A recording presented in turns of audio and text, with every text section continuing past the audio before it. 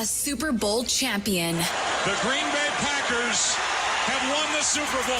The Packers' all-time leading scorer. A game winner for Mason Crosby. It's time for the Mason Crosby Show with Mitch Nellis, presented by Verizon, the official 5G network of the Green Bay Packers, on the Wisconsin Sports Radio Network, powered by the Potawatomi Sportsbook, and on the free Odyssey app.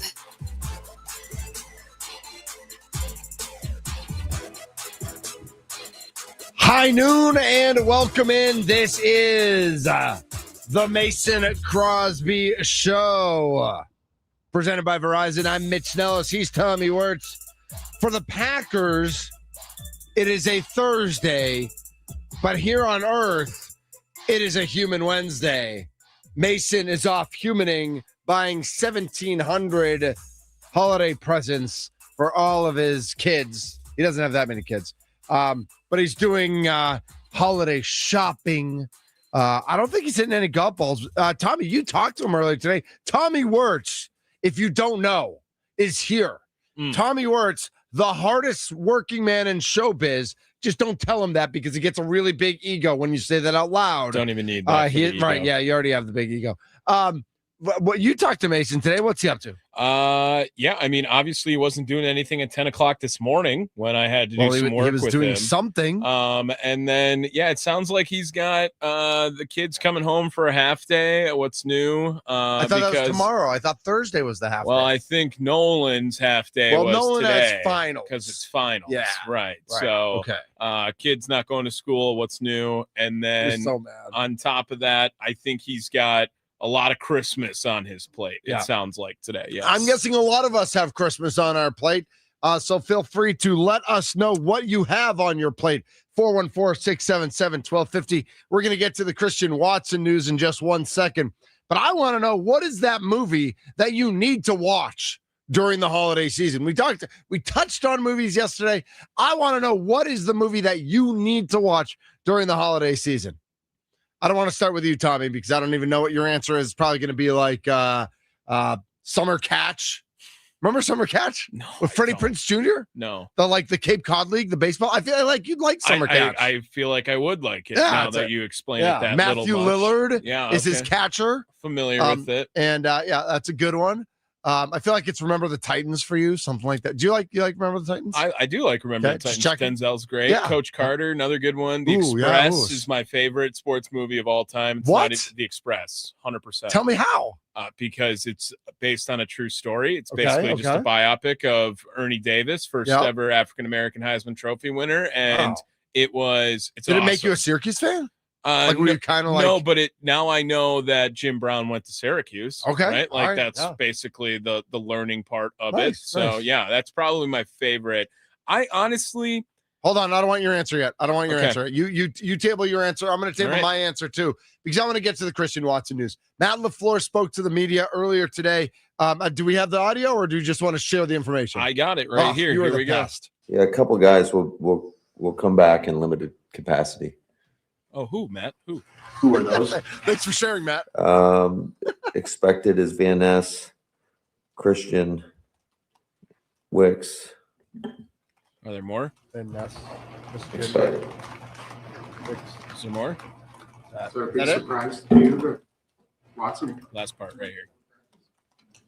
No, I mean he's fighting to play for sure, but ultimately it's just going through the process and kind of seeing where he's at, and then he's got to prove it. So he's got to prove it to who? Matt LaFleur, or to himself, or to I think to LaFleur, the trainers? I think LaFleur. I think to himself, he's already in. He's playing Saturday night. If you ask Christian Watson, right? I think he's got to prove it. So that's I think significant news that even in a limited participation role, Christian Watson and LVN, frankly, are both going to be out there. Dontayvion Wicks is fine, and I'm glad he's going to be out there too. But I think the real news is that both LVN, who played obviously more once Micah Parsons got hurt, but played significantly in that second half on Sunday, and Christian Watson, both participating today. Again, today is the Packers Thursday. Both are participating today. Tommy, I gotta say, like, that makes me feel a little happy. I got a little tingle in the cockles of my soul. Best news they could have gotten, right? I mean, that, like, with how awful Sunday felt and how awful Monday felt because you had to react to Sunday. Thank you. Like, Wednesday, the stock's going up, right? I mean, there's no reason to not feel a little bit more excited. And I don't think that you necessarily make this a scenario of trading the health of Christian Watson for Micah Parsons or anything along those lines. Nothing. No. But nope, never. Christian Watson being back and being on this offense, big deal for the offense. Big deal for this offense. It feels like, and I totally agree. I don't want to. I almost feel like now I have to temper expectations because I allowed myself, because Christian Watson looked so dynamic and so productive from returning from injury, you almost forgot about his injury past, I guess. Like, and not necessarily in a way. Forgot about it. Forgot might be a strong word, but it was less scary. It felt like Christian Watson before this 8-game stretch. You were like, he's going to get hurt, right? It was a guy who, how is his availability? And he was proving himself to be so valuable in this offense through the 8 games he had already played that it almost backburner thoughts about his injury history. And then when he got injured on Sunday, my brain immediately was like, why did I not think this? Why did I forget this? Why did I forget that this is Christian Watson? Exactly. And then now Christian Watson, looks like he's going to be practicing today and it's game time decision. Just the same news coming out of, like, Marshawn Lloyd's never going to play for the Green Bay Packers. He's just never going to play. I don't think let's not restart this computer right now, shall we? Yeah, good call. Let's go. Okay. In 13 days. I get an update. I got an update on the Odyssey computer that runs the board that your computer will restart in 13 days, 23 hours, 59 minutes, and 30 seconds. Right. How about okay and dismiss? Or should I just restart now? I just can't wait for the Wednesday when you're like, oh my God, the computer's restarting. No, I'll be gone, bro. This is all you. Yeah. This is all you. Mazel tov. You're welcome. No, exciting news about Christian Watson. What does this mean for the Packers offense? How important is it for the Packers offense to have Christian Watson out there? 414-677-1250. Again, is the Nicolay Law Talk and text line. Also want to know what movie you need to watch during this holiday season. Christian Watson practicing and LVN. And so let's go to the defense. Let's just jump right into the defensive side of the ball, Tommy, because we know what it means to have Christian Watson out there as WR1 that he's been basically since his first game this year. And LVN is obviously not at that level on the defensive side of the ball, but pretty darn important, especially with Parsons out. You would agree that having a healthy LVN or healthier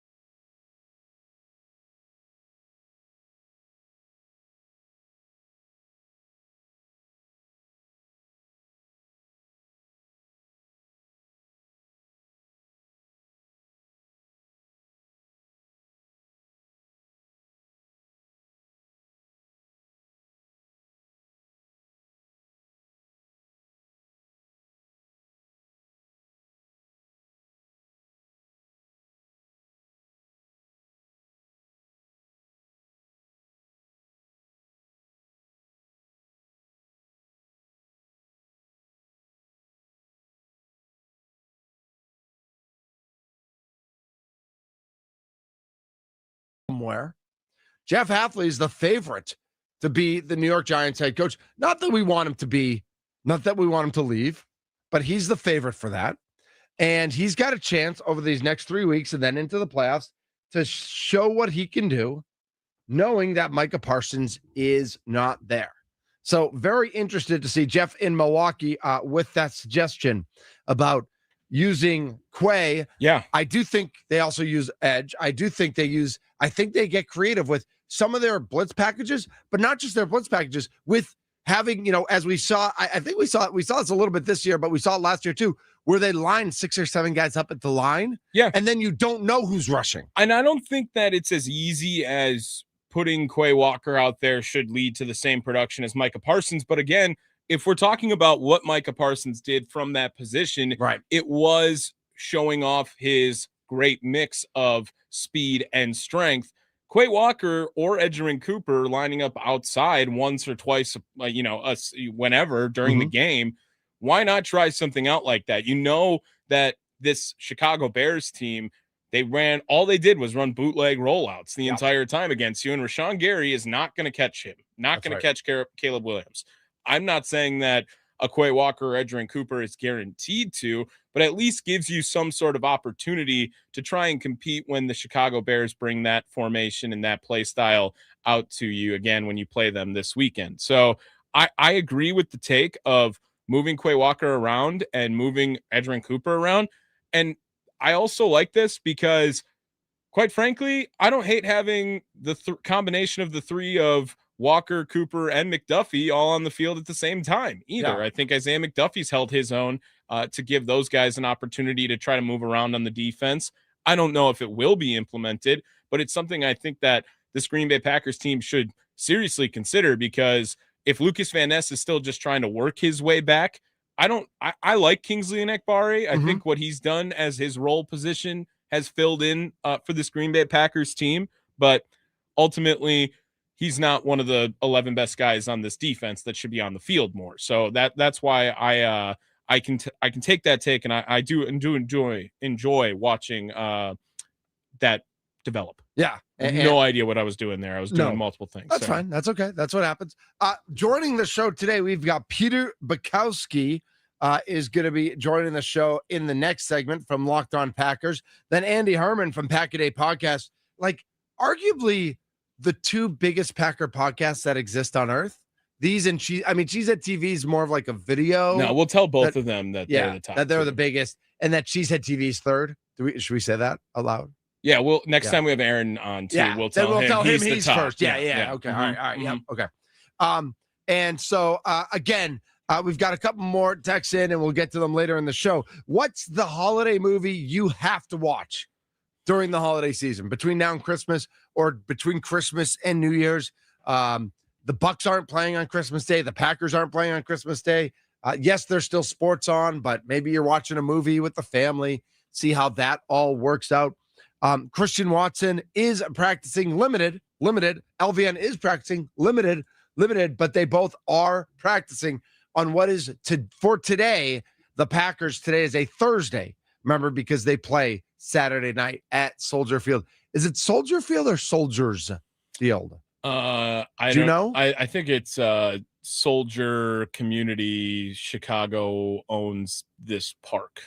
Right, it's public. You got to get public in there. Public park. I think it's Soldier Field. It's Soldier Field. It's not. I said Soldier Field in the promo, but then I was like, oh wait, is there more than one soldier? No, it's one soldier. There's just one soldier. Yes. That's like that's like saying I'm a Packer fan. Well, which Packer are you? Because grammatically you're supposed to say I'm a Packers fan, unless you just like Mason Crosby, then you're a Packer fan. You just like one Packer, right?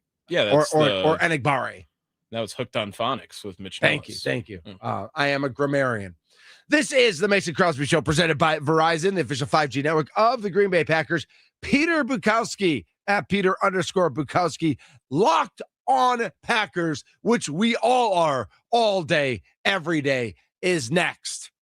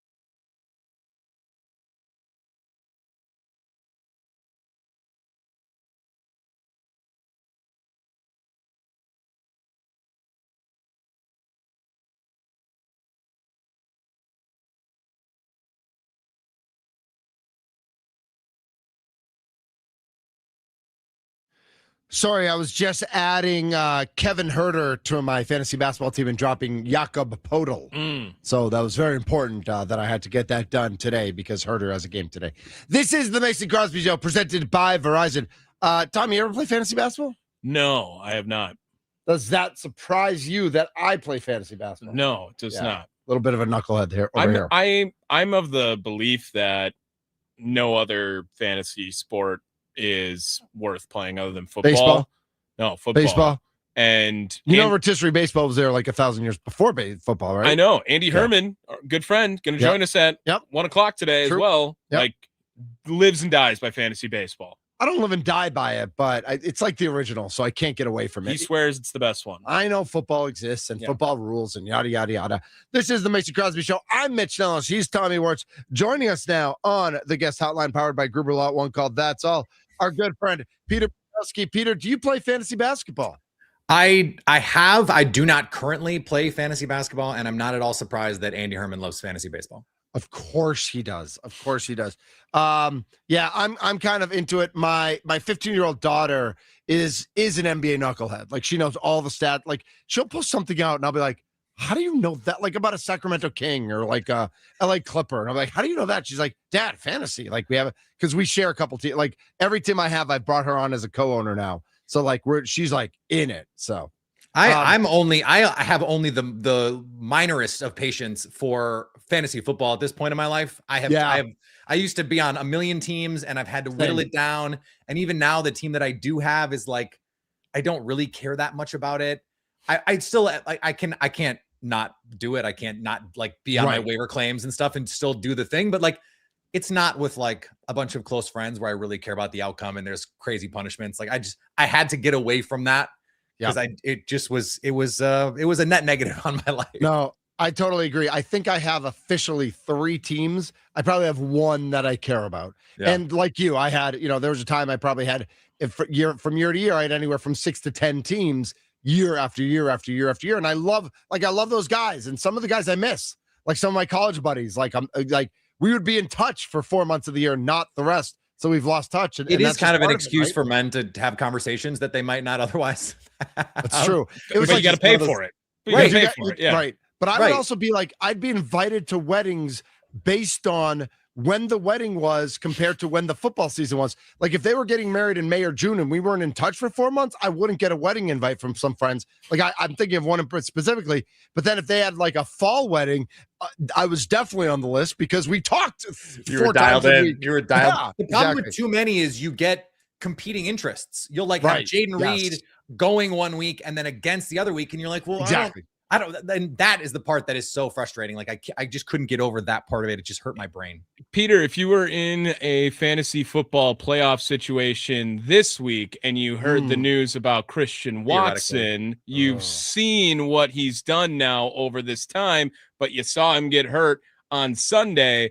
How are you feeling about Christian Watson and your reaction to the news that he could be ready to go on Saturday? Limited participant today. What a story to go from the hospital, the literal hospital on Sunday night to playing on Saturday in a different city. These guys are they are outrageous freaks of nature in so many different ways. And look, I made this joke on X. It's not really a joke.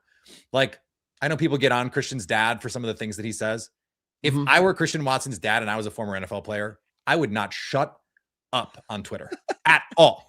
I would be even more insufferable than I am now. So just understand, like, Christian is an incredible story already. And now to be here, I actually had our Locked On Lakers host texted me 2 nights ago and was like, so what do I do with Christian Watson? Like, I gotta make a decision. This is very apropos of our conversation. Yes. I gotta make a decision. I got someone I can pick up that I would play instead of Christian. Like, should I do this? And I told him, I said, I don't know. Like, the risk, I don't know if the risk is worth it. And then if he'd have texted me today, I would have been like, make sure he's in your starting lineup, because if he plays, he's going to go off like this. He was so good against Chicago this last time, and they just don't have anybody to cover him.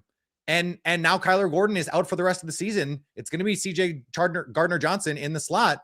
That's a matchup advantage for the Packers, especially against Christian Watson. But more importantly, did you work out a Giannis trade to the Lakers? Like, is that what your Locked On Lakers guy was really after? Luckily my guys know better than to try that stuff. Okay, good. Yeah. Good to hear. Peter Bukowski joining us, Locked On Packers, founder of The Leap. We started with Christian Watson, so let's stick with Christian Watson. Okay. What does his presence, like literally, I think we thought they would ease him in, and maybe that first game they eased him in a little bit, but since the jump this year, he's been WR1 for this Packers team, clearly better than everyone else. What has he meant, not just to the offense, but to Jordan Love specifically? It has been, I think he played 55% of snaps coming back from ACL in 9 months. Like, that's crazy. That's crazy. And the Packers traditionally were not like that. They were very conservative. It seems like there's been a change in the last year with the way that they handle some of these injuries. They're pushing guys to play. We want you out there. We want you out there. Matt LaFleur, I think, has a different perspective maybe than even, Mike McCarthy did about it. And so his presence, it's not just the gravity that he creates anymore, right? It used to be, you had to have him out there because his speed was just different. It was game changing. He can now win one-on-one against just about anybody. And that is what is so unique about where he is now in his development. He has become a more polished route runner. He had a play against Chicago where on the sack that Love takes, he has snapped off the corner on a deep comeback. And everything's the thing about receiver is everything is a go ball until it's not. That's the way you're supposed to play. So he's running that go ball, and that corner because he's got shoot speed. You gotta be bailing. And then he just hits the brakes, and it's would have been an easy pitch and catch had Aaron Banks not taken the quickest L imaginable on that play. And so like he became the do it all kind of receiver for this team, especially against man coverage. Teams we're not playing man coverage. The Broncos are the heaviest man coverage team in the NFL. They played 75% zone coverage against the Packers. That tells you how they feel about Jordan Love. And that tells you how much they respect Christian Watson, even with Pat Surtain in their defensive backfield. So what about the rest of this wide receiver room now too, Peter? Because if Christian Watson is ready to go, it's obviously going to amplify what they can do on the offensive side against Chicago. But Jaden Reed now trying to work his way back into things. Looks like he's started to find his rhythm. And surprisingly, to expand the room a little bit, I thought the tight end production against Denver was looking pretty promising as well, as they did it by committee with that rack roll after catch that Luke Musgrave has and has done such a great job. We call him Baby Deer Legs on this show. He just falls every single time. You know this already, Peter. If Love would have put that ball on him, though, he might have. That might have been a 60 or 70 yard play. We agree. We agree, but it wouldn't have been because he would have found a way to find the He would have tripped. He falls. But just in general, like, having Christian Watson is obviously the ideal scenario for this Green Bay Packers team against Chicago. But what is your confidence level if they don't have Christian Watson in this game based on what you've seen in the last coming weeks from the rest of the offensive weaponry? It's still high because so much of their production against the Bears in high leverage spots was Jordan Love. Christian Watson wins on, that deep over route, but that's designed. That's built into the concept. And Jordan Love made a little adjustment on that play. That was supposed to be a stop route that he turned into that cross-country route. And the second touchdown, we got to differentiate which touchdown from Christian Watson. Right. On the zero blitz look, he gives him a little hand signal. Thank you, Aaron Rodgers, 2022. That was awesome. Just that little something. Maybe it was this. I don't know, but that was the change, the play at the line of scrimmage. He identified the pressure and so like, if that's Matthew Golden, as long as he knows the hand signal, I trust Matthew Golden, for example, to win on that same sort of concept. He threw a touchdown to Bo Melton. Like, come on. Like, this team has plenty of guys against this secondary, which I think is eminently gettable because they don't rush the passer well. That as long as you can block up the protection on blitz looks, which Dennis Allen, I'm interested to see. Like, Jordan Love cooked that blitz. I believe the numbers were like, it was like 9 of 12 for 170 yards and 3 touchdowns against the blitz. I mean, there's some preposterous number. I don't have it quite in front of me, but it's something like that. And all 3 touchdowns were on blitzes. Is Dennis Allen going to do the same thing? Or is he going to do the Vance Joseph, we'll just try and rush you with 4 and play zone coverage? I think Jordan Love will cook them again if that's what they try and do. because this team just cannot get pressure with 4 men. They just can't do it. And so that's why I'm still very, very bullish on this Packers team against the Bears, because I just think the offensive advantages Green Bay has are intractable for Chicago, given their current roster construction. There's just nothing Chicago has short of creating 3 or 4 turnovers, which they can do, of stopping this Packers offense. Peter Bukowski, Locked on Packers, joining us on the Mason Crosby Show. It's a Human Wednesday, so Mason's doing his human thing, so we get Peter to ourselves, and so we have to look on the other side of the ball, of course. And first, I want your reaction to the injury, the Micah Parsons injury, in live time, when we all knew it was non-contact, so we knew what had happened. But now that it's Wednesday, how has your brain kind of formulated what the Packers could or should do on the field to make up for an insurmountable loss, frankly? Can you guys think of a time where a Wisconsin sports team looks destined to win, or at least have a chance to win the Super Bowl, and one injury felt so devastating to their chances, outside of the Giannis injury in when they won the title? Like in the real time, that felt like it, but also he was like within 3 or 4 days of that, we were like, actually, it's not that bad, right? Like we kind of knew pretty soon after that. It just looked really bad in real time. Can you think of another moment like this in 25 years of Wisconsin sports? I know the Packers went 2-5-1 without Aaron Rodgers, and then he came back. I also think that Aaron maybe, but not quite the same. But that team didn't Devin Williams. The 17 team did not feel like a Super Bowl team, and I don't think the 13 team did either. Tommy, what do you got? I said Devin Williams when he punched the wall too. That one also felt. That's a Christian. You know what I mean? Christian Yelich. I don't know if they were really Super Bowl or World Series bound that year, but when Devin Williams punched the wall, it was over. The Yelich back injury that when he got hurt in early September after having what would have been a back-to-back MVP season. Yeah, I think that is probably as close. But also, baseball is so weird that you just kind of never know what's going to happen in the postseason. But so that was my first thought. But with some time to ruminate on it, how much does it really change the way you feel about this defense from August? Like thinking mid-August, Micah Parsons was not on this team. Right. And I was saying, look, what's crazy about this, guys, and you guys know that I like the underlying metrics. I'm a dork about that kind of stuff. This defense is worse than last year's defense by those underlying metrics. Yeah. And so we actually have a theory about that. So I'd love to hear the theory. But the secondary has played worse. The coverage overall has been worse. And I don't know what to attribute that to. Kenny Clark, guys, like Kenny Clark, a legendary Packer, was bad last year. So him being on the team in August did not change my feeling about the way this pass rush would look. What I was saying was, you need Lucas Van Ness to take a step forward. He looked like he was ready to do that, right? Didn't he? Like training camp, he looked great. Early season, he looked great, and then he got hurt and he's not been able to stay healthy. I said Evan Williams is going to take a step forward. I said Javon Bullard is going to take a step forward. They did those things. Now we're getting the reporting Evan Williams might be out a couple weeks. That would really suck, of course. But you sort of just said you got to trust Jeff Hafley to ham and egg this, to put this together. And I think that has to be the plan now. He's going to have to be more on Jeff Hafley. You want a head coach job, buddy? Here's your chance to go earn it. And he kind of did that last year. I mean, last year he had to ham and egg it. And guys, do you remember the Philadelphia game? There, AJ Brown and Devontae Smith were not open all game. And the one touchdown to Dallas Goedert, it's been a recurring theme for Carrington Valentine, but he put Carrington Valentine in the dirt on fourth down. Cannot tackle on a zero blitz guy. Like it would be the same if he didn't have arms playing out there, but like they had everything, not just schemed up, but scouted and ready to go for that game. Like they're still capable of putting together these game plans where you're just sort of like, they're on everything in this game.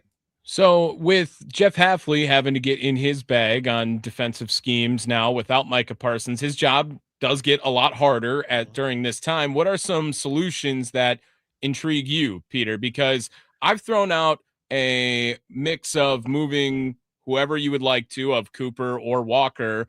Just give him a couple looks on the outside. Not that we've seen it from Quay Walker. We've seen it from Edgerrin Cooper, and nothing more than maybe what you would see from Micah Parsons coming from the inside, right? Like just mixing it up a little bit and trying to get some more of that athleticism on the outside.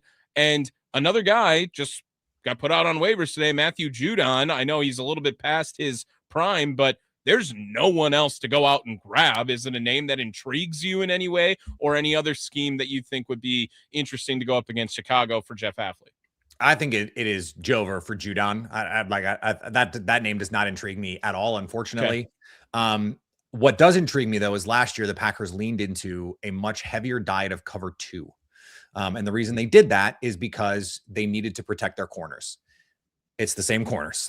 So you still need to protect them. And Ben Fennell had this great stat via Next Gen Stats. This year, league numbers against cover 2, which used to be like, in the 90s, the Tampa 2 was everywhere. Everyone played it. Yeah. But 29 touchdowns, 47 interceptions this year against cover 2. A 6.7 sack rate, 149 sacks around the league against cover 2 this year, and an EPA per dropback in the negatives. You'd have to be like the 25th or 26th best quarterback in EPA per dropback to have a negative EPA in that same range. So you're talking about one coverage makes the league's quarterbacks play like below average quarterbacks. And it's the one coverage the Packers last year played more than anybody else. I think you're going to see them lean a little bit more into that. And Matt LaFleur mentioned it. Like, they prepped all off season to play with this group. Like, the group that they're going to play on Saturday is the group that they prepared for 6 months to be their football team. So I don't think this is going to be a shock. Those guys prepared for this to be the football team. And I think in the case of Evan Williams, they have a really good built-in plan. Nate Hobbs' best position in Las Vegas was in the slot. Javon Bullard, when he was in the same draft class with Evan Williams, was the no doubt day one starter at safety opposite David McKinney, and only got to play 6 games there because Jair Alexander couldn't stay on the field and they had to move Keyshawn Nixon outside and created this cascade effect. So you moved Javon Bullard back to safety. Nate Hobbs is now in the slot. That I think that can still be a pretty good group defensively. If you're going to get a healthy version of Lucas Van Ness, he practiced today as we're recording this. He's actually literally on the practice field right now. Yep. That I think can be a big boost too, but you're going to have to lean into more simulated pressures, more coverage disguises, take a little bit more risk. And I don't think that's a bad thing, because I think Jeff Hafley's really good at that stuff specifically. Peter, you sound optimistic. I got to say, I feel like you're, the way you're talking about Christian Watson, the way you're talking about the defense without Micah Parsons. Don't go back and listen to my post game from after the Broncos game, man. Okay. I think we were all in that place though. Because right after that game, right? Because Christian Watson was going to the freaking hospital. Right. Yep. Yeah. And how badly on the field everything spiraled out of control. It went. I think we have to remember too, it's not just where did it end? Where did it end relative to how we felt an hour before that? Like when the Packers were up 9 and Jordan Love hard play action and heaves the ball down the field, isn't your immediate thought they're going to just go win this game on this play? They're up 16. They just another touchdown to Christian. It felt like that. And you were like, and I was already like in my head, all right, who do I have to tweet? Who do I have to send notes to? Who do I have to text? What do I have to send out to gloat about this? And then to have it all ripped away. But don't forget, guys, for as bad as it felt in the second half, Jordan Love and the Packers offense had, I think, 3 different chances in the second half to tie the game. Yeah. And that included 2 fourth down stops in the fourth quarter with under 5 minutes to go with a Micah Parsons and Evan Williams-less defense. Yes. And so they kept fighting. They kept playing their asses off. And I expect that to continue. And so given that Christian Watson seems like he's going to be okay, and that Zach Tom, whether he plays this week or not, is not a long-term injury, that gives me a lot of faith. I can't sit here, guys, and for the last year and a half tell you I think Jordan Love is one of the best quarterbacks in the NFL and not feel like this team has a chance. Once you are in that range, if you have a top 10 quarterback, and Jordan Love unequivocally to me has been a top 5 quarterback in the NFL this year. If you have that guy, you should expect to win every freaking week. There's a reason why they're favored in every game they play the rest of the way. So if they win all those games, they're going to win the NFC North. They're going to be the 2 seed, and they're going to be favored in a home playoff game, probably against the Chicago Bears on Wild Card Weekend. And that is like, what do you have to be worried about?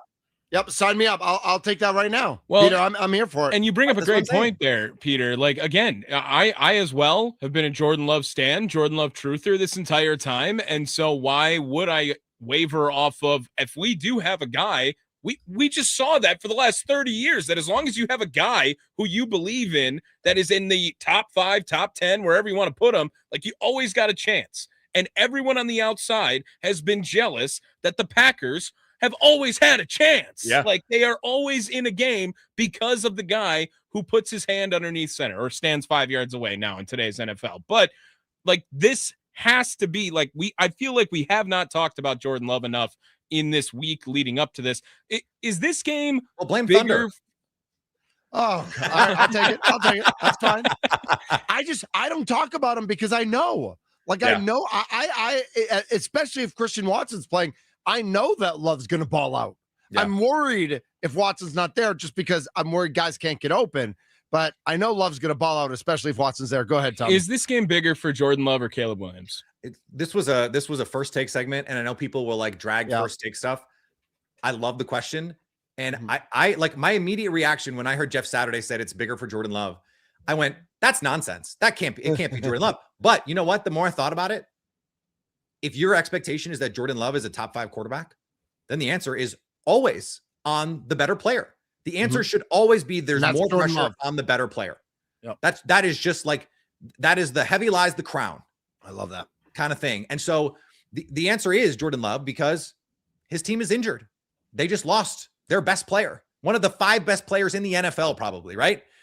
So now the pressure is on Jordan Love to show, look, I can still, in a de facto playoff game, I can still carry this football team, because I think that's the last step for him, isn't it? To show, like Aaron Rodgers before him, like Brett Favre before him, he is capable of taking a less than perfect team and winning big games in those moments. And so I think there is a lot of pressure on Jordan Love, but guess what? I expect Jordan Love to play well on Saturday. I expect Matt LaFleur to have a lot of answers to the Dennis Allen stuff. And so I also expect Thunder to tell Andy Herman that Tommy said I made a good point. I will definitely tell him that.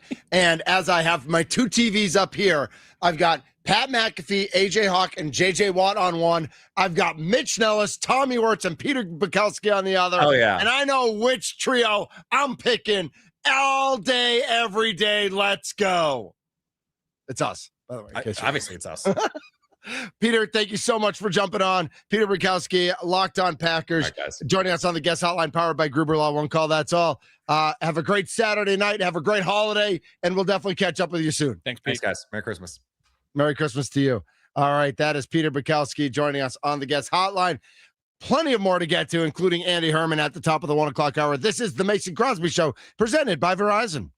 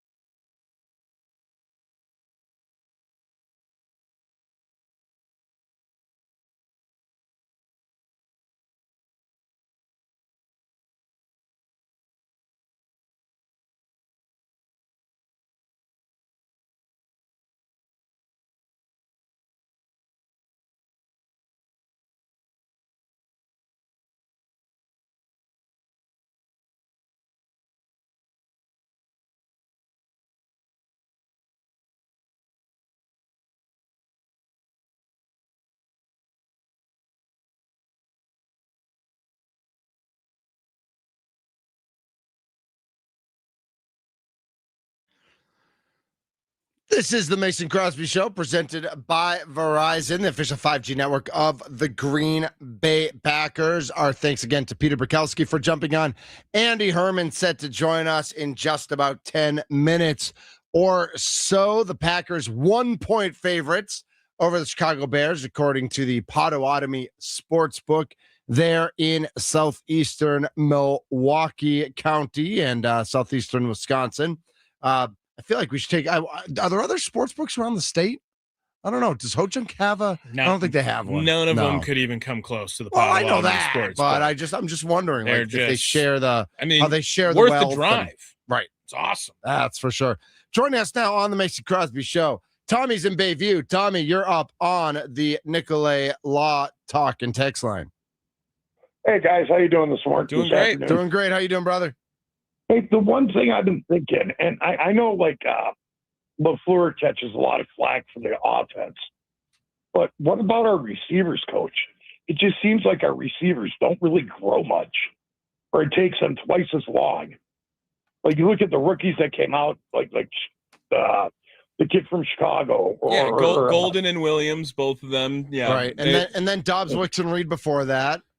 Yeah, they just don't seem to develop very quickly. Well, they haven't used a lot of high draft capital on them other than Watson and Golden. It feels like maybe Savion Williams with the third pick, but I think that's still a little too early to tell. But I mean, how many weeks in a row are we clamoring for Golden? We're right there with you. But there, I wonder Tommy. how much a wide receiver coach really influences the development of a wide receiver if they come into the NFL, and I feel like you either have it or you don't. And like I don't. And I think maybe the draft, like maybe the guys who make the draft, maybe the scouts, maybe it's more on them that they overrate these guys. I don't know. I don't know what the answer is, Tommy. Well, and we've brought up the name Jason Vrabel a couple of times on this show, who was the wide receiver coach. Right. He's now also the passing game coordinator. Got it. So, Tommy, what do you got? I just had much higher hopes for Matthew Golden, and I don't understand. I think it's still too early. Still too early. Let's the book is still out. We still have an opportunity, I think, to see what happens with Matthew Golden. Thanks for the call, Tommy. Thanks, Tom. Bye, guys.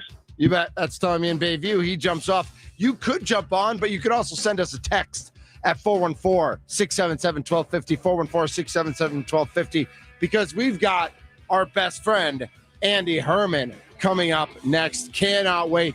And in the 1 o'clock hour, we're going to tell you all about the Brat Bowl. That's right. Why you should be in Kenosha on Friday with me, Sparky Rami, and Big Charlie, the Gentle Giant. Andy Herman's next on the Mason Crosby Show, presented by Verizon.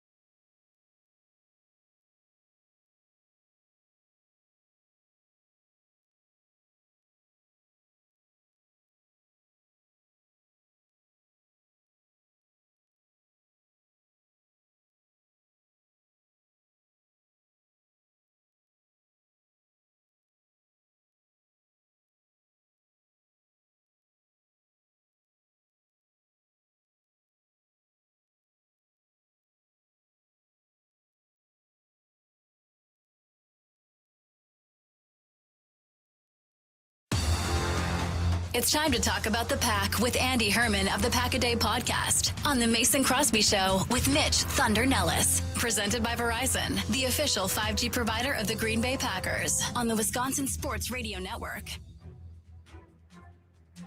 This is the Mason Crosby Show. I am Mitch Thunder Nellis. He is Tommy Machine Gun Wirtz.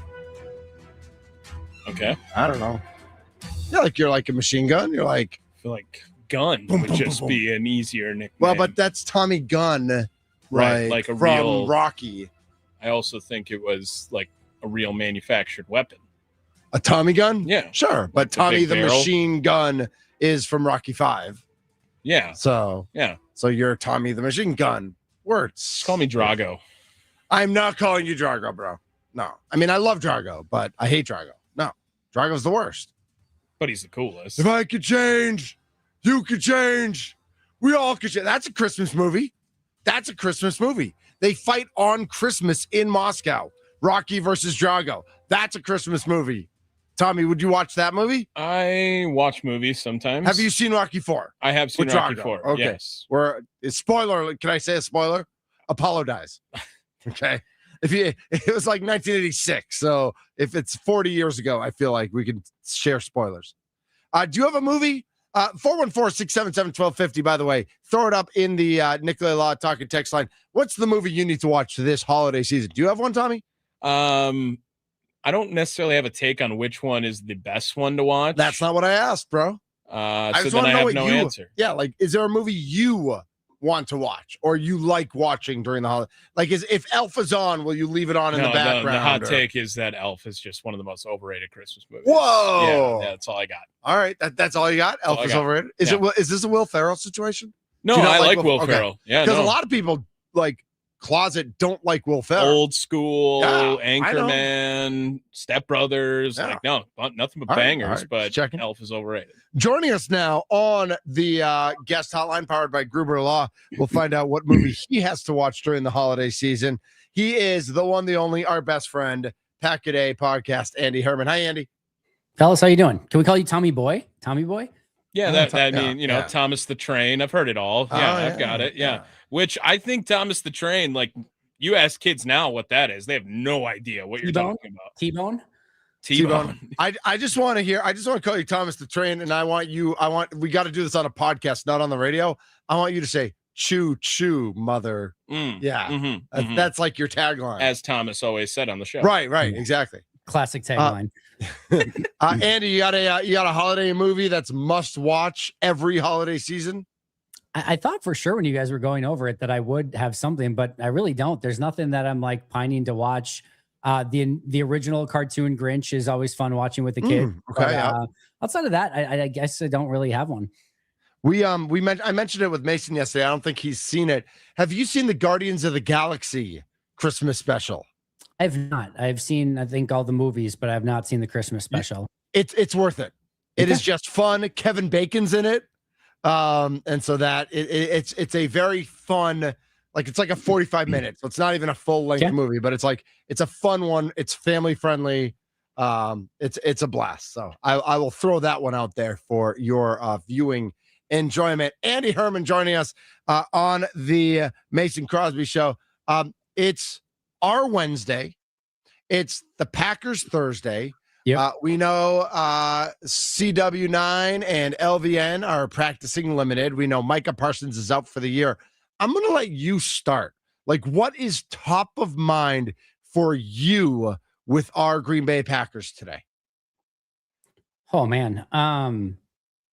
The couple You thought it was going to be easy? You thought I was just going to interview you and throw you softballs all day? No, I definitely didn't expect that. I'm I just just don't even. I think the interesting thing with the Packers is where do you start with this team right now with all the injuries and in situation? Obviously, the Micah stuff is going to dominate the headlines and is clearly the biggest deal of everything. The first thing that's on top of my mind today, and I was thinking about this. I was talking to Nagler earlier today.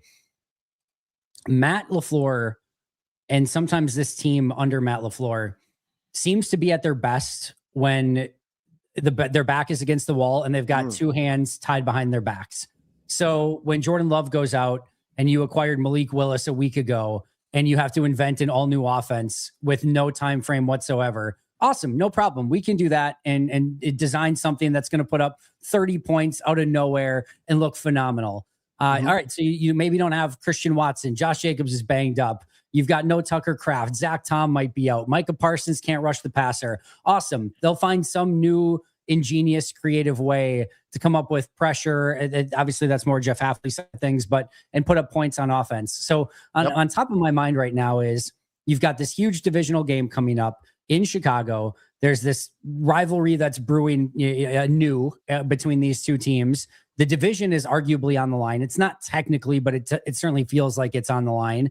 And I have a feeling that Matt and company are going to find a new creative way to navigate a multitude of injuries. And I'm really excited to see how they play this game with all of the injuries that are taking place with the roster right now. So, Andy, there's a question in our YouTube chat that is up here, basically asking what Bears player gives you the most anxiety from a Packers side. And Micah Parsons is going to be out of this game. Evan Williams probably going to be out in this game. And they've been worried about some starters over in Chicago with Odunze and Burden. Both weren't practicing this week. Odunze didn't play in the first game. But where do you go as far as with how the Packers defense is looking now, with the injuries it's sustained since the last meeting of Chicago? Who can burn them the most during this? Yeah, it's not a player. It's Ben Johnson is probably what gives me the most anxiety. Just his ability to have creative play calls and put his offense in positions to succeed is probably my biggest concern. But if I had to go like with player or players, it's the Bears offensive line and running game. And Micah is going to get a ton of attention, deservedly so. If Evan Williams can't play in this game, his ability to come down from that high safety position and stop the run is second to none in the NFL right now. And that's a weapon in run defense where if they don't have that, Bullard can play it, McKinney can play it, but Williams is at another level from anybody playing that style of safety right now. So that gives me a lot of concern and trepidation. It's going to be probably a crappy field condition at Soldier Field, benefiting an offensive line. Green Bay's defensive line now doesn't have Mike Parsons, Devontae Wyatt. LVN is still banged up. Like that to me is what gives me, trepidation about this game is the Bears rushing attack and specifically what Ben Johnson's going to drop for their offense. Andy Herman joining us on the guest hotline, powered by Gruber Law. One call. That's all. So with that said, and knowing that, Ben Johnson's going to come up with something creative, no matter what that looks like. How does this Packers team stop the run? Like, if with Evan Williams out and I think we would all agree, Micah Parsons, as much as Jerry Jones tried to tell us that he was horrible against the run, you can correct me if I'm wrong, but it sure seemed like even by analytics numbers that Micah Parsons actually did a pretty good job against the run. The Bears are going to pound the rock on the ground. What do the Packers need to do? Who does need to step up with what's going to happen Saturday night? Yeah, it was interesting in the first matchup. You could tell that Ben Johnson knew that everybody knew in the entire stadium that the Bears were going to come out running the ball. So they kind of zagged when everyone expected them to zig. And they ran on first down. And then I think they threw like 6 or 7 consecutive, maybe even more than that, consecutive passes. And then it didn't really work. And then eventually they got to their offense. And then you started to see the Bears offense pick up after that. And I don't think there's going to be any sort of, haha, got you. They're going to come early in this game and run the football. And so I very much expect that. As far as that safety position goes, the semi-good news here is that, especially if Odunze and Burden are out, I expect Chicago to go with a lot of heavy formations. And because of that, Green Bay is going to be able to play more 4-3 or 5-2. They go 3-4. They do a variety of different looks. But long story short, McDuffie, Quay, and Cooper will likely all be on the field at the same time. And that makes your nickel player not needed, your slot player not needed, which allows you to put Bullard back at safety next to Xavier McKinney. And Bullard is very good at coming up and playing that safety, the run from the safety position as well. So I think they're going to be fine in that regard. And my guess is they'll just use Nate Hobbs on more obvious passing downs in the slot and keep Bullard at safety. But if they want to go in some different directions, they have Zane Anderson that can play. They could put, they could do a variety of different things. The other one that I would be interested in if they need to, if they want to stay with their nickel defense and keep Javon in the slot, Kitano Ladapo is more of a big physical safety that is capable of playing the box.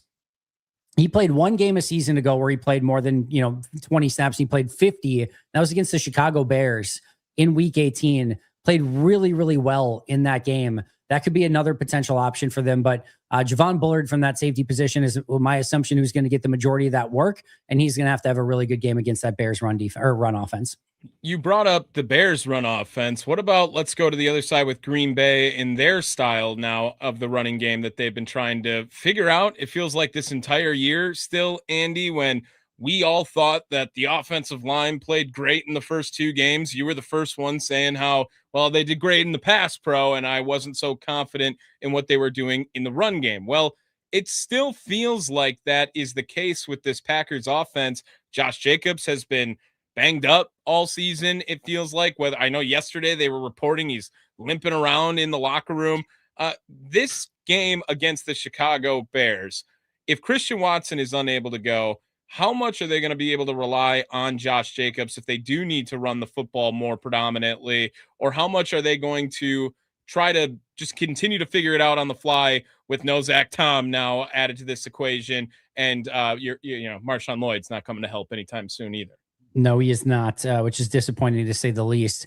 The biggest fear I would have for anybody is for Matt LaFleur if he tries to tell Josh Jacobs that he can't play in this game based on what we've heard and Josh Jacobs not being too happy when, there's any conversation about him not playing.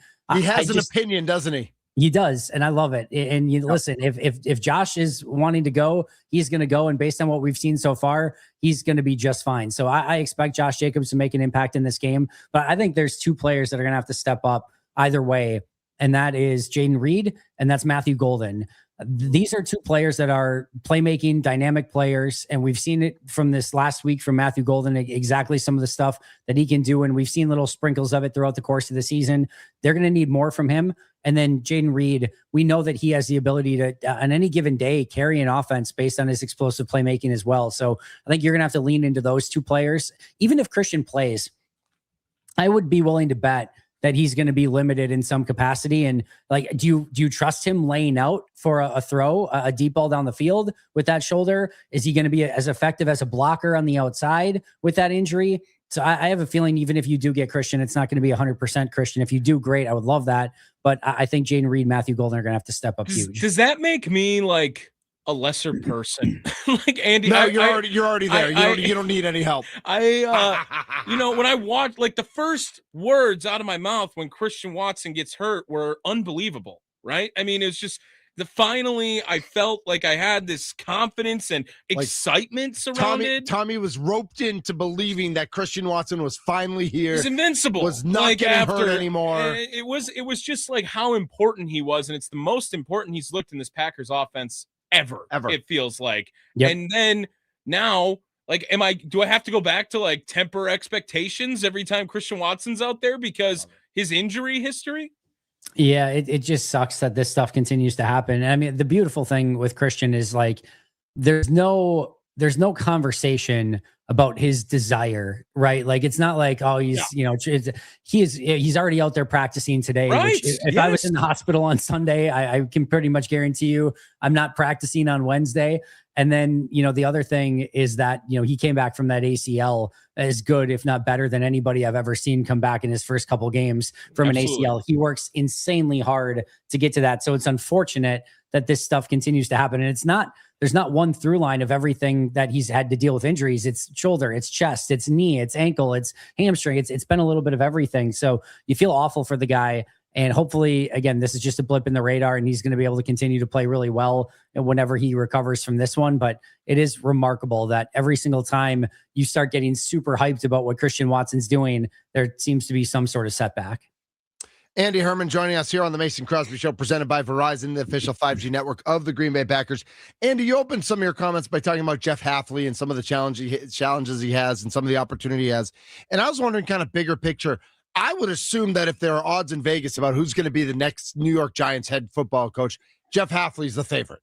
How much of the next 3 weeks and into the playoffs is that of importance to him personally to either solidify that or to lose that job or to, knowing that, yes, you're not going to have the same defense without Micah Parsons, but now you have it, you have this opportunity or you have the, this mandate to step up without Micah Parsons as the defensive coordinator?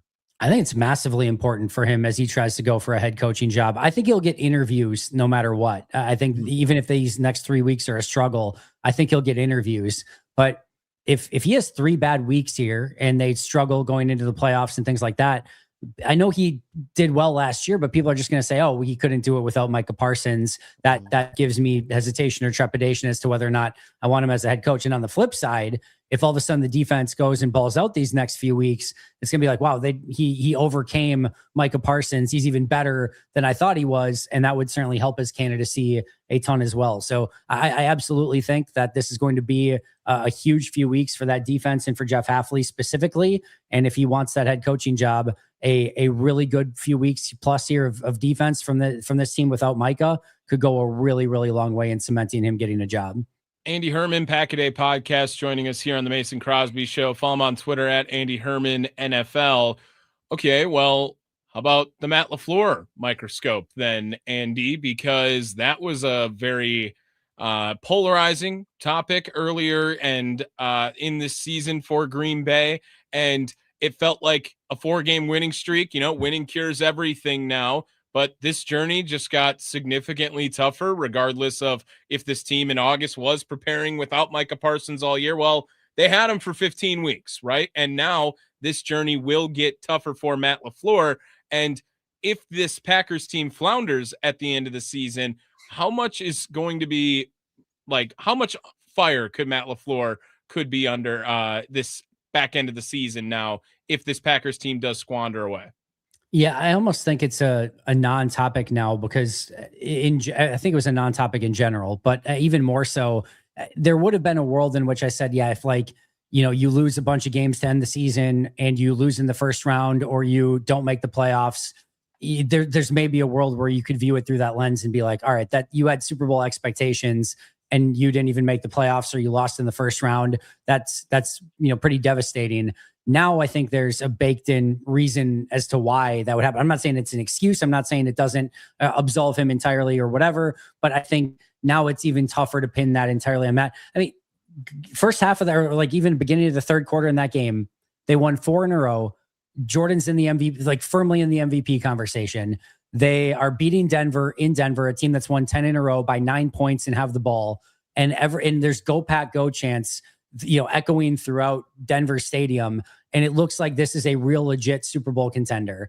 And then in a matter of moments, it feels like everything's against you and it's a complete uphill climb to try to make this thing. I think no matter what, now you have a baked in. Yeah, this clearly happened because of the injury situation, not just to Micah, but to Tucker Kraft, Devontae Wyatt, Elton Jenkins, and now injuries to Christian Watson, etc. So I think there's almost that baked in. If you're wondering if Matt LaFleur will be back in the next couple of years or things like that, I think the far more interesting conversation is on Matt's side of things and not on the Packers side of things. He'll be a free agent after this year. Well, right. And we talked about that early in the year, how the lame duck years, right? You never want to do that, but no. I don't think the extension is the talk that's going to be happening. And now you're going to be on one of these lame duck years, right? I think I'd be pretty shocked if he doesn't get the extension. But Rob Demovsky talked recently what about if he doesn't want it. Well, Rob Demovsky talked recently that it sounds like they may do the structure change back to the head coach reporting into the general manager, which is, I think, honestly, if that happens, is awesome news, which means that, Ed Policy wants even less, control of the team and less meddling than even Mark Murphy did. And Mark Murphy didn't do that much. So I think that's a good sign overall. But if Matt LaFleur all of a sudden is like, hey, you made me sit through that season. You didn't give me a contract extension. I went out and we performed well anyway. And now you're putting me back under, Brian Gutekunst, and I have to report into him instead of us being equals. And meanwhile, I'm on the last year of my deal. And I know after that, I can go get one of the highest paid college coaching jobs. I could go get any NFL job that's open that I want. No, you're going to have to come to me and you're going to have to pay me a bunch of money and make me one of the highest paid coaches if you want me to stay. I actually think it's a far more interesting conversation from that side of things than it is. I don't think the Packers have any thought of firing Matt. But do you think there could be a financial divide between what Matt LaFleur thinks he's worth in comparison to some of the other coaches and what the Packers might want to pay. Yeah, I think there absolutely is going to be that negotiation. And, Matt's agent would be dumb not to use some of the current, even like the Michigan job right now and say, well, because Matt can't go to another NFL team, but he can go to a college team. He could say, hey, Michigan's offering me, $12 million per year, something crazy. Even if he doesn't want that job, I would be completely using that thing as leverage right now. So yeah, I think there's absolutely ways that could get very complicated.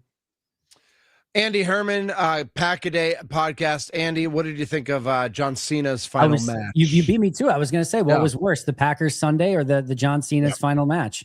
John Cena's final match. No, Packers Sunday was worse. But I think more people cried after Cena's final match than cried about the Packers game. Disappointment and devastation are two different emotions. Yeah, that's true. There's a lot of similarities in the Venn diagram, but they are. A couple quick thoughts. I have no issue whatsoever with John wanting to go out on his back in a traditional way. I have no issue in that being the case. I think that's in some ways honorable. A couple things. For a character who spent decades saying never give up to in his final moment, and I know you can read into it the smile, and he's not giving up. He's whatever. He gave up in his very last moment. That's a sucky way to end a career and story arc of never giving up. And then the other thing I'll just say really quick is I also have no problem again with him losing and Gunther going over in that situation. I don't think Gunther needed it, which is the first thing I would say. The second thing is, if you're going to build up that moment and you're going to make it something where Gunther is going to go over John Cena, it has to feel like, oh my God, he did something really, really special. And I don't think they captured that moment. It felt like a fart in the wind, and it didn't feel special for Gunther. Whereas if you're going to do it that way, it needs to feel like Brock beating Undertaker. Like, oh my God, they beat up, and it didn't. It just felt like the whole crowd was just like, oh, like it was just frustration and a feeling of upset. So I just think the idea is okay. The execution was really, really poor. Yeah, and I think if Cena made that call to end the match the way he wanted to end the match, he missed. As much as the universe is destroying Triple H as the booker for booking it that way, I think Cena missed as well in a way. Again, the way that Undertaker made Brock Lesnar feel in that match, the way that Undertaker made Roman Reigns feel in their match at WrestleMania, John Cena did not make Gunther feel this way. No, I totally agree. And just to juxtapose it really quick, and again, I know I'm more of an AEW guy, and I'll take that, but the difference between the Sting retirement match, which felt unbelievable, and put over Darby Allin at the same time. Well, he still put over a young guy while Sting got the win in the final moment, and you have this celebratory moment. That was like the whole crowd's going nuts. I still get goosebumps thinking about that match. It's just a totally different feel with this, what they did with Cena and Gunther in this one. Yep. I know Tommy feels the same. I'm Tommy's aware. You can't see Tommy's aware of what happened. I'm aware. Yes. Yeah. He's on the internet. John Cena was from the Marine. Yeah, I know that guy from the Marine. All right. Well, Andy, you got a prediction for Saturday night? How you feeling about it? Yeah, my head says Chicago. My heart and gut say Green Bay. I do think the Packers tend to rally and play well in these situations. So I'll go 24-23 Packers. Ooh. What's the best thing you're going to eat over the next 10 days? Luigi's Pizza, of course. Obviously. So not just for Thanksgiving, but for Christmas too. It's just straight pizza. I mean, it's pizza in general. But yeah, I do think there's going to be pizza on Christmas this year, which I'm pretty excited about. So yeah. Do you guys do cookies or anything? What's that? I said, you guys do cookies or anything? Yeah, there'll be some Christmas cookies. There'll be some delicious treats, but I'm still most excited about the pizza. Is there any way you're watching NBA on Christmas Day, or is it all NFL for you? Well, the NFL games are pretty crappy. I probably am not watching the NBA games though, so it's probably NFL. But I bet the NBA games are actually better than the NFL games. Okay, there's 4 West Conference games, and there's I don't know who the Knicks are playing. Maybe Philly, so that's not a great game either. But we'll see. Congratulations to the Knicks, of course, for winning the NBA Cup. They did just announce that they are not hanging a banner at Madison Square Garden. Unacceptable. Well, I mean, when you're like the loser franchise of the New York Knicks, like hanging up that banner is like, I like that they are respecting Madison Square Garden as the Mecca. It's like that when doesn't deserve the a Colts Put it somewhere in the building. You don't have to put it in the rafters or whatever, but do something with it. I think it'll be somewhere in the building. just It's like gonna be in the bathroom. It's gonna be in the mini bathroom. banners on the urinals. Like they're just like going to cut it's strips just gonna be and hang them. Go from there. All right, Andy, thank you so much. We'll catch up with you next week. Appreciate you guys. All right, bud. That's Andy Herman. We might not have a show next week. Never mind. No. Can we grab? Maybe we can grab on Tuesday. Just say hi. Yeah, I'm going to call Andy Herman. I suggest everyone gives it. I'm not going to give everybody his personal number, but if you have Andy Herman's number, call him next week and say hi. Maybe Merry Christmas if you want. Cool. Yeah. Thanks to Andy Herman for joining us on the guest hotline powered by Gruber Law. One call. That's all. Tommy Wirtz is here. My name is Mitch Nellis, a.k.a. Thunder. What is the holiday movie that you need to watch this holiday season? Not the best one, not your favorite one, but what's the one that you can't go a holiday season without watching? Obviously, Christmas Story's on that list, Christmas Vacation, Elf for some people, not for Tommy, though. This is the Mason Crosby Show, Human Wednesday, presented by Verizon.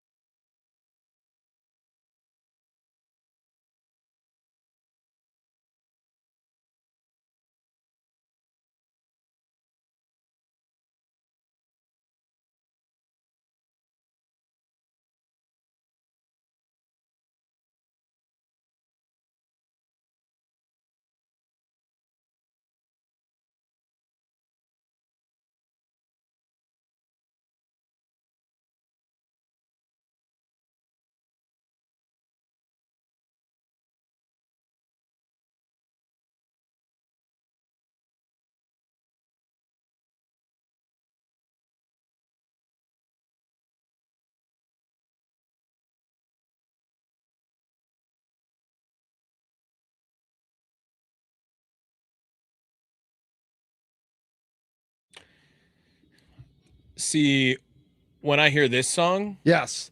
I can't not think of Step Brothers. I don't even know Step Brothers well enough to know that this song is from Step Brothers, because to me, this song is so meaningful to like 7th and 8th grade life experience. Oh, okay. Well, yeah. I mean, it's a banger. Doesn't need Step Brothers to be iconic by any means. But it is. But we were talking about Will Ferrell. Yeah, and I was like, for this sure. movie is so synonymous with the Step Brothers car scene of Will Ferrell's brother driving his family to family Christmas. For those of you, so Step Brothers is a Christmas movie. Well, I think there's it's actually Thanksgiving in the beginning, and then it gets to Christmas. It's kind of, it hits both. Got it. Nice. It's also a holiday movie. Yeah. Sure. This is the Mason Crosby Show, presented by Verizon, the official 5G network of the Green Bay Packers. I'm Mitch Nellis. He's Tommy Wirtz. We're taking your votes for not the best holiday movie, not your favorite holiday movie, but the one you have to watch. The one that you don't feel like it's holiday season unless you've seen this movie at least once over the next 10 days or so. Remember, this Friday, today's Wednesday, it's the Packers Thursday, but it's our Wednesday. So in 2 days, on Friday, Ziegler Subaru of Kenosha presents Broad Bull 3 at the world-famous Brat Stop in Kenosha. It's an all-day live event starting at 9 a.m. with 670 The Score, those little guys, and the Wisconsin Sports Radio Network. Hell yeah. Plus, bring your newer, gently used coats to donate to Ziegler Subaru of Kenosha's annual coat drive. They have an annual coat drive, so support that. Even though it's like we already went through a lot of cold and it's going to be in the 40s for the next 10 days. I saw thought it's going to be like 34 on Saturday. It's going to be 43 in Chicago on Saturday. I assume game time will be more like 34. I think that's what I saw. So we'll keep an eye on that. It's Brat Bowl 3 this Friday, starting at 9 a.m. at the iconic Broad Stop in Kenosha. Rami Makloff will be there representing the 9 to noon program. I will be there representing the Mason Crosby Show. And then Sparky and Charlie will both be there representing Wisconsin Sports Daily from 2 to 5. It's a great, now remember, it's brought to you by Ziegler Subaru of Kenosha. For a great experience, visit ZieglerKenoshaSubaru.com, and by Siding Unlimited, visit SidingUnlimited.com for their honest price guarantee. I don't know if this has gone under the radar or over the radar or whatever the radar is doing. Tommy. Yes, Mitch. I'm on the wrong. Hold on. Let me get to the right scoreboard that I'm looking for. Let's go to Wednesday, Thursday. I'm just Friday. Okay. Brat Bowl Day. Brat Bowl Day. Do you know what also is on Friday? No. Alabama, Oklahoma. Oh. And then Saturday is Miami, Texas A&M, and Oregon hosting Jamu, James Madison, also Tulane at Ole Miss. The college football playoffs start on Friday at 7 o'clock with a primetime special, Alabama, Oklahoma. So we'll need to get these. We'll need to do some bonus games for our picks tomorrow. Okay. I got you. Because we do all the college football playoff games. Remember, that's where we ate last year. We did. We went like 10-2. Yeah, it was easy. Yeah. It was easy last year. It felt like, and this year it feels like more of the same. And But when you have scrubs playing powers for games that actually matter. I think that what you're saying is it's gone a little under the radar. Mm-hmm. That's what I'm saying. Last year, remember, it was like, okay, let's get this over with. It felt very much dragged out. And now. And we may get there 10 days from now as we're in the middle of the second weekend of it. I think we might get there again. But how ticked off is the NCAA that this is the weekend the NFL starts to do Saturday, too? But that's always been the way they've done 100%. it. So you've got Packers, Bears going up against. That's like the JMU game, isn't it? Isn't it one of those guys at the night game?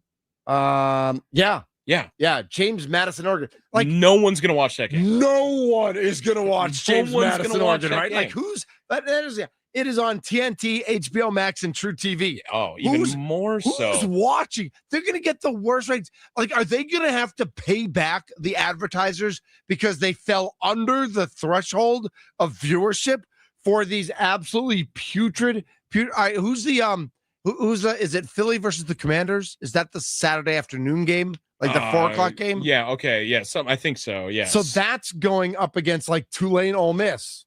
Now Tulane Ole Miss starts at 2:30, and that game starts at 4, so it's a little different. So at least it can get you to the game or something. But no one's watching. No James one's going to watch. Oregon. And not just even in this market, but just in general. Exactly. The NFL is always going to be king. And to have Bears Packers, one of their pride and joys of the season in scheduling, to move that to a primetime game, like that was intentional by the NFL to drown out the NCAA. It was intentional, but it was also easy. It was also low-hanging fruit, right?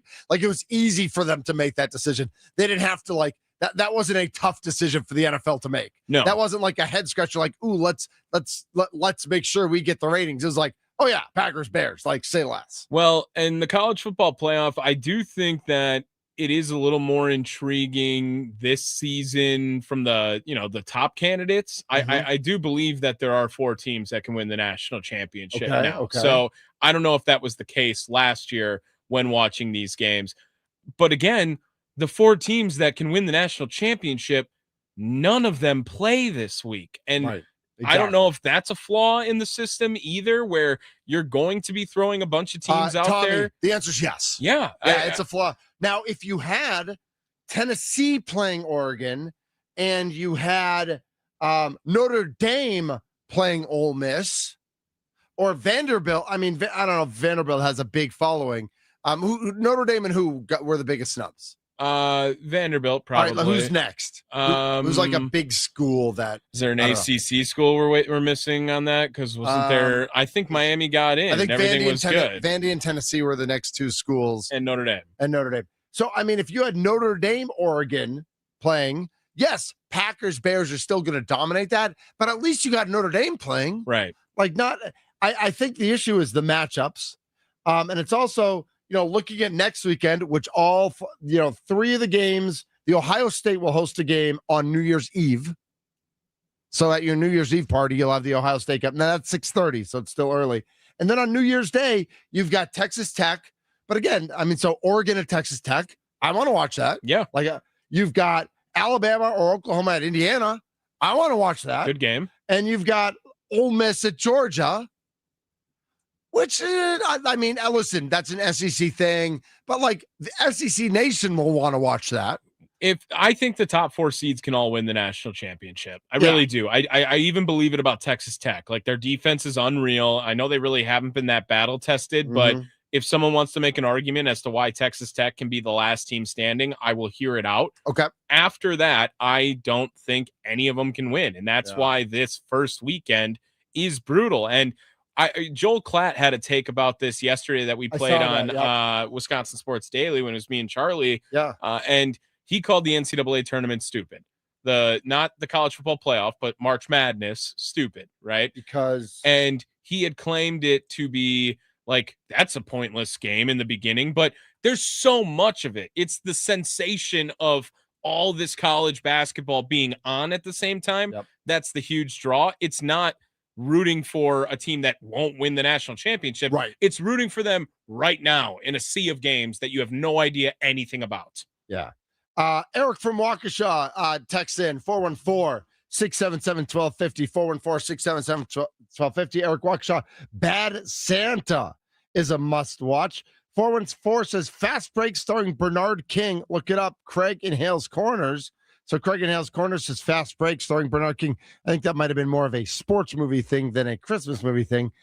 And Tommy in Bayview says the Christmas movie I must watch is Lethal Weapon, the original movie.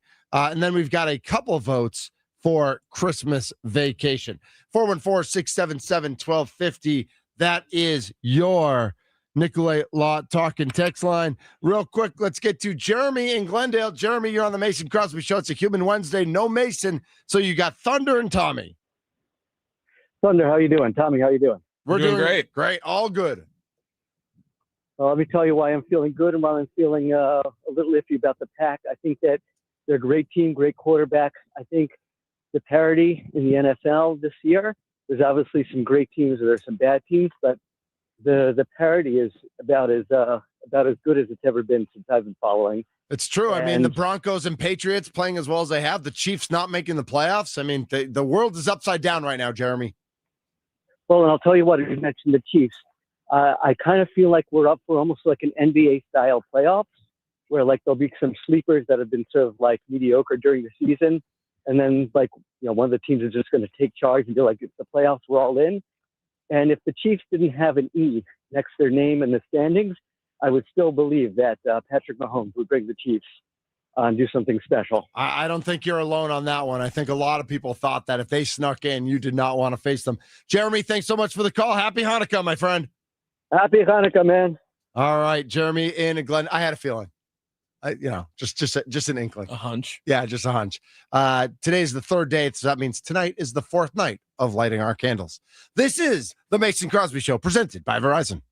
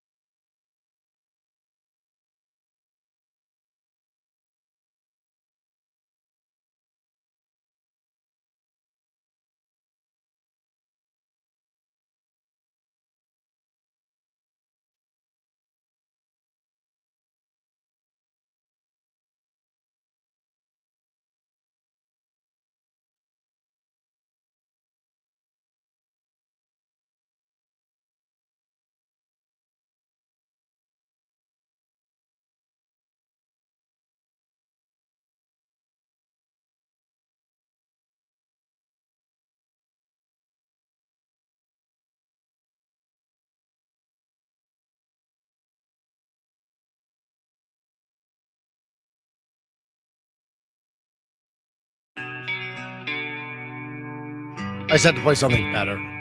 It was like from one bad bump music to another, but at least this one's better. I don't know. I have my list. I just need to submit my list. I know. I just need to not wait for Mason. Do you have some songs? Nah, I mean, I you love music. I do. Yeah. I could get it going, but okay.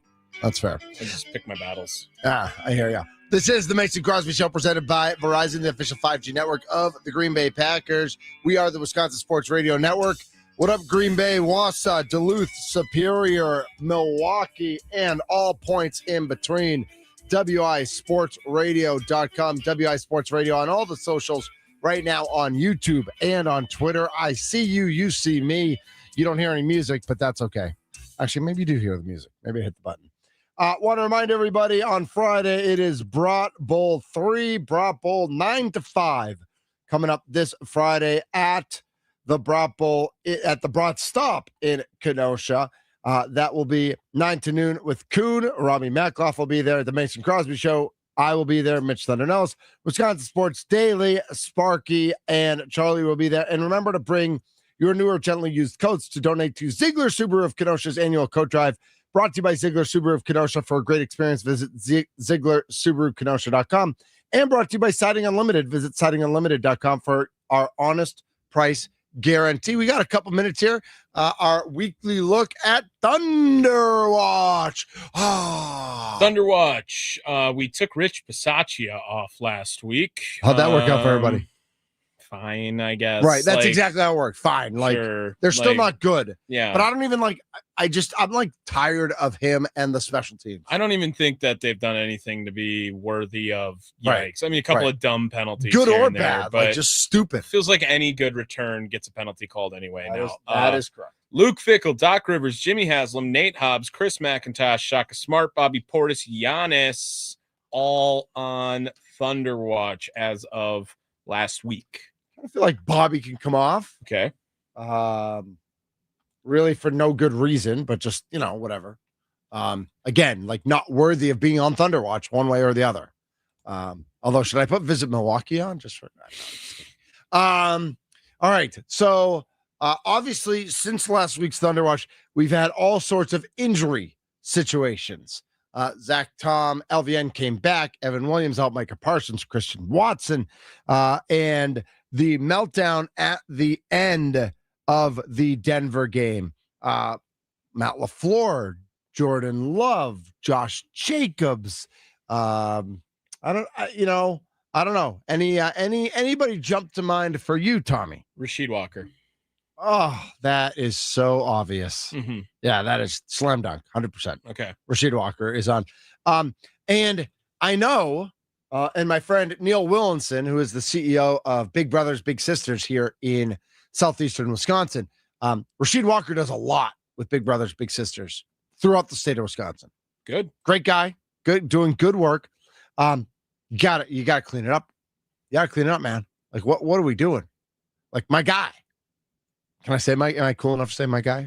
He was my guy. Right. Like I loved Rasheed Walker. My guy, we gotta clean this up. I believed in Rasheed Walker. Yeah. It was like, hey, don't let Jordan Morgan touch this offensive line. I want Rasheed Walker out there. And now all of a sudden, like anytime he's mentioned, it's because it's bad news.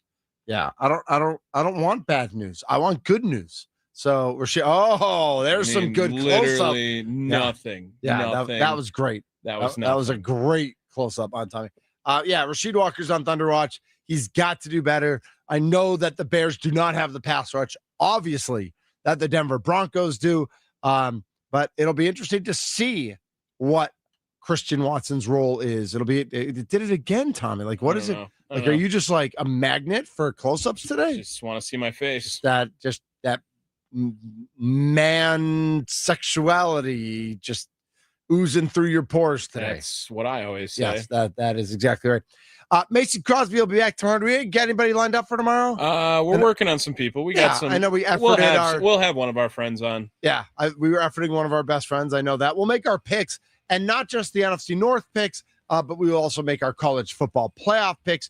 Excited for that. And then, of course, it is the Broad Stop on Friday. We'll be at the Broad Stop. I will be there, and I'll probably be eating a ridiculous amount of food. Good job. because that's what I do. You and Big Chuck together. Right. Oh, will Chuck eat with me? Oh, yeah. So I know you won't. No, Charlie eats on All right. remote. He don't All right. care. All right, good. So Chuck and I are going to eat. We're going to get it done.